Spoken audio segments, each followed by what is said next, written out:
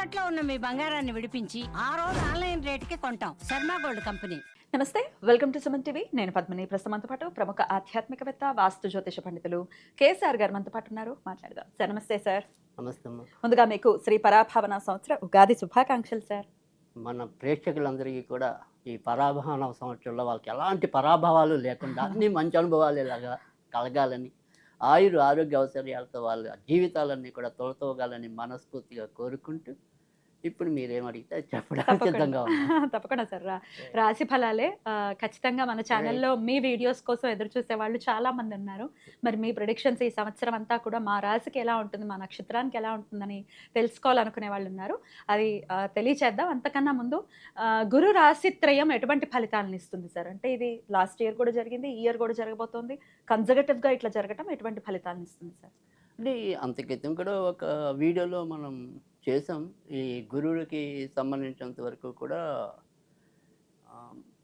సంపూర్ణంగా మంచి ఫలితాలు అయితే ఉండే అవకాశాలు లేవు. సో ముఖ్యంగా జనాలకి ఈ అరుగుదల మీద వాటి మీద వచ్చే రోగాలు, సో అందులో మనకి ఏమంటాం, ఈ భాగ్యనగరం కాదు మధుమేహ నగరం అని కూడా ఒక పేరు.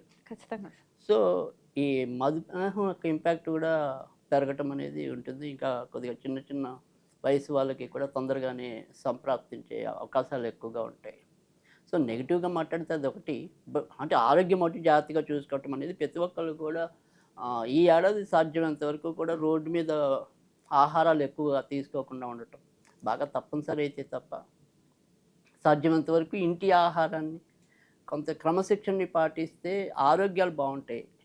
సో ముఖ్యంగా ఈ పరాభవన సంవత్సరంకి వచ్చేప్పటికి ఏంటంటే గురుడు మనకి రాజు అవుతాడు. యాక్చువల్గా ఈ సంవత్సరానికి రాజు గురుడు అవటం వల్ల సో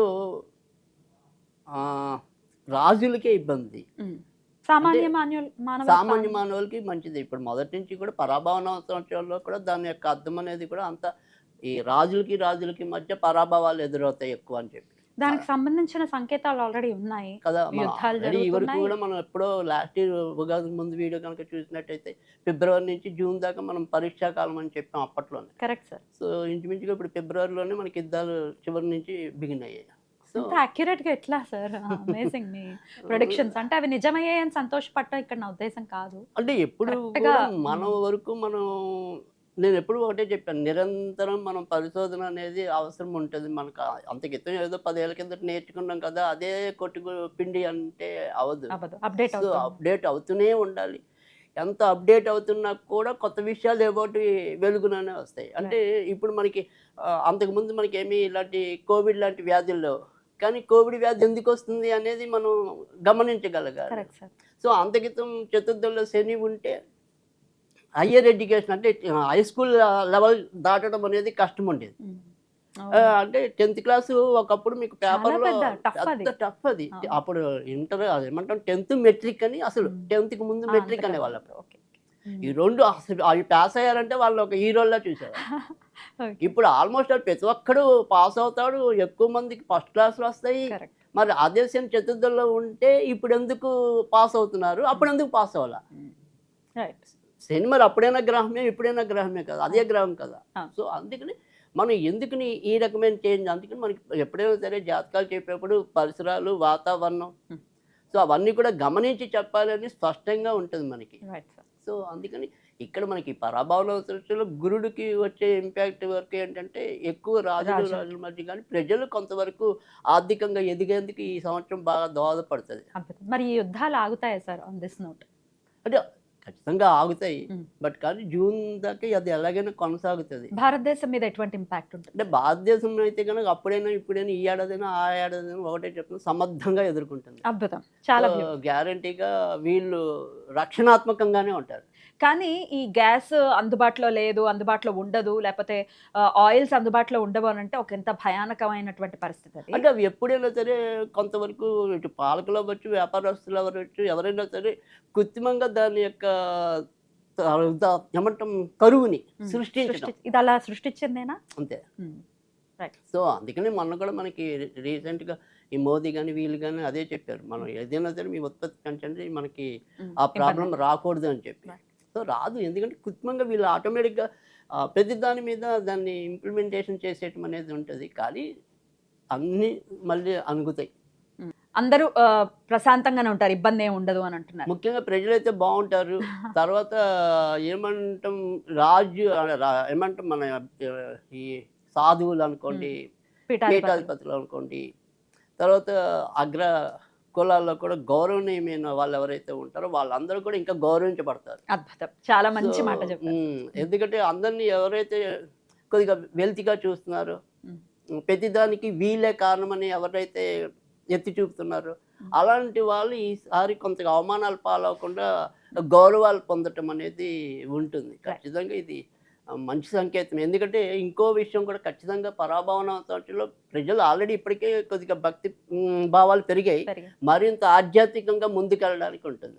సో అందుకని చాలా విషయాల్లో మంచిదే. పాలకులకి మధ్య ఎక్కువ వైరుధ్యాలు రావటం అనేది వాళ్ళ వల్ల మనం ఏమైనా కొంత ఇబ్బంది పడాలి తప్ప బాగుంది దేశం అయితే. అద్భుతం. మరి ద్వాదశ రాశులకు కూడా ఈ పరాభవన సంవత్సరం ఎటువంటి ఫలితాలను ఇస్తుందో ఇప్పుడు తెలుసుకుందాం. మరి ముందుగా మేషరాశి వారికి ఎలా ఉండబోతోంది సార్? మేషరాశి వారికి అయితే కనుక ఈ సంవత్సరం మిశ్రమ ఫలితాలే ఎక్కువగా కనిపిస్తున్నాయి.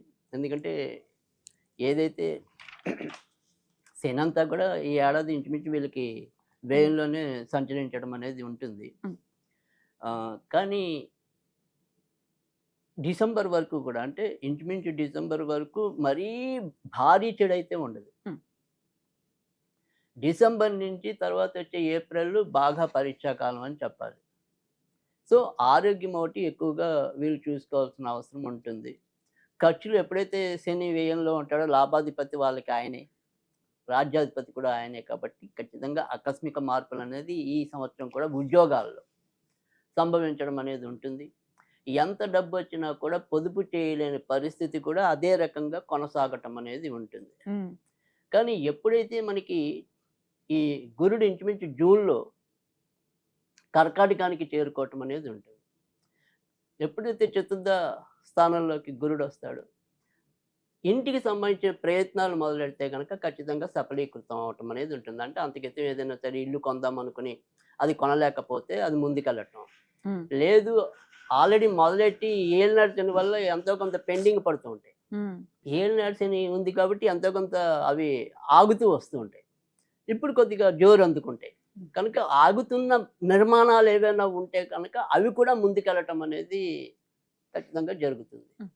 ఇక రాజకీయ నాయకులకి కూడా ఇంచుమించుగా అక్టోబర్ వరకు ఎక్కువ శాతం మంచి ఫలితాలు ఉంటాయి. ఇక అక్టోబర్ నుంచి తర్వాత సంవత్సరం వరకు కూడా కొద్దిగా అవమానాలు కానీ, వాళ్ళు ఆశించిన పదవులు చేజారటం కానీ ఇలాంటివి ఉండటం అనేది జరుగుతుంది. తర్వాత విద్యార్థులకి బాగా శ్రమ పడితే తప్ప మంచి ఫలితాలు వచ్చే అవకాశాలు కనపడటం లేదు. కనుక ఏదైనా సరే 10 మార్కులు కావాలి అనుకుంటే కనుక 18 మార్కుల కోసం కృషి చేస్తే తప్ప వచ్చే పరిస్థితి అయితే కనిపించడం లేదు.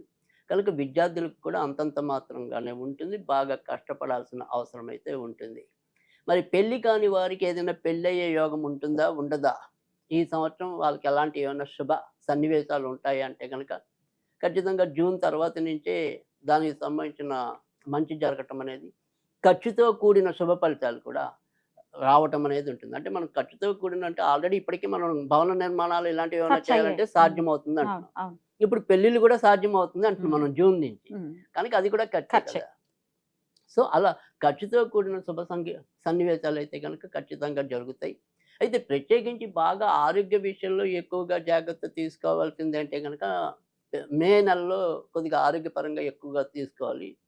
తర్వాత వచ్చేప్పటికి ఎందుకంటే ఇక్కడ బుధుడు కుజుడు కాంబినేషన్లో ఉన్నప్పుడు ఎప్పుడైనా సరే రోగాలు ప్రబలే అవకాశం, ముఖ్యంగా వీళ్ళకి రాశ్యాధిపతి కుజుడు కనుక కొంత జాగ్రత్త పడటం అనేది అవసరం. మళ్ళీ మే తర్వాత ఇంచుమించుగా నవంబర్లో అనారోగ్య పరిస్థితులు ఉంటాయి.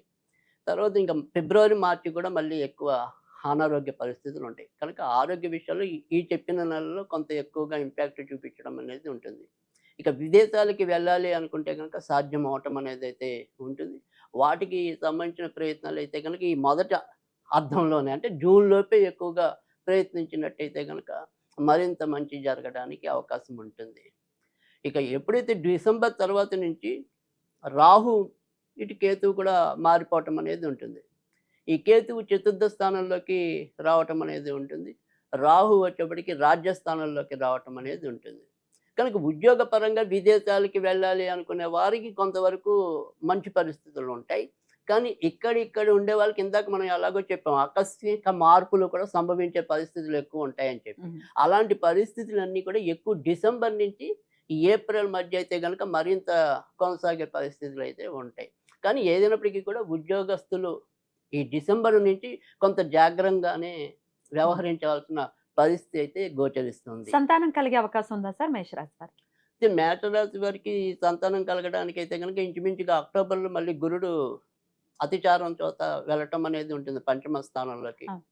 సో తర్వాత వచ్చేప్పటికి ఏంటంటే ఏదైనప్పటికీ కూడా ఈ పంచమాధిపతి అసలు పంచమాధిపతి నీచంలో ఉండటం అనేది కూడా ఇంచుమించు అక్టోబర్ నవంబర్ మధ్య ఉండటం అనేది ఉంటుంది. కనుక సంతానం కలగటం అనేది అంటే సంతాన యోగం ఉన్నప్పటికీ కూడా మొదటి 3-4 నెలలు కొంత జాగ్రత్తగానే ఉండాల్సిన పరిస్థితి ఉంటుంది కొత్తగా గర్భిణీలు అయ్యేవాళ్ళు. ఓకే. సో ఆ రకమైన జాగ్రత్తలు తీసుకుంటే కనుక ఖచ్చితంగా సంతాన యోగ్యత కూడా లభించడం అనేది ఉంటుంది.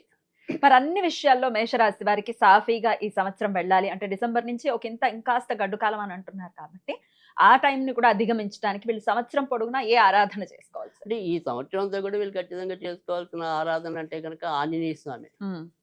సో ఎందుకంటే ఎటొచ్చి వెళ్ళినట్టు అనేది ఉంటుంది. తర్వాత రెండోది ఏంటంటే ఎప్పుడైనా సరే మనకి తెలిసిందే మేషరాశి వాళ్ళకి ఎంతో కొంత తొందరపాటు అనేది ఎక్కువగా ఉంటుంది. అంటే ముందు పని చేసేయటం తర్వాత బాధపడటం అనేది వీళ్ళకి సహజ గుణం. సో అందుకని ఆ రకమైన టెండెన్సీని ఏదైనా సరే కొంతవరకు కంట్రోల్ చేయటం అనేది ఆంజనేయ స్వామి వల్ల అవ్వటం అనేది ఉంటుంది. అవకాశం ఉంటే కనుక ఇటు హృదయం మీద కానీ నుదుటి మీద కానీ సింధూరం ధరించినా కూడా అద్భుతమైన ఫలితాలు అనేది ఉంటాయి. తర్వాత ఈ సంవత్సరం అంతా కూడా వీళ్ళు ఏదైనా సరే ఒక స్విచ్ వర్డ్గా చదువుకోవాలి అనుకుంటే కనుక పర్ఫెక్ట్ రెయిన్బో అంతే. పర్ఫెక్ట్ రెయిన్బో అది చేసుకున్నట్టయితే కనుక వాళ్ళు మంచి జీవితాన్ని అనుభవించడానికి ఉంటుంది. అలా ఖచ్చితంగా వాళ్ళకి ఈ సంవత్సరం అంతా సాఫీగా వెళ్ళాలని మనస్ఫూర్తిగా కోరుకుంటూ చాలా అద్భుతంగా మాకు తెలియజేశారు సార్. కృతజ్ఞతలు. నెక్స్ట్ వీడియోలో వృషభ రాశి గురించి తెలుసుకుందాం. నమస్కారం సార్. నమస్తే.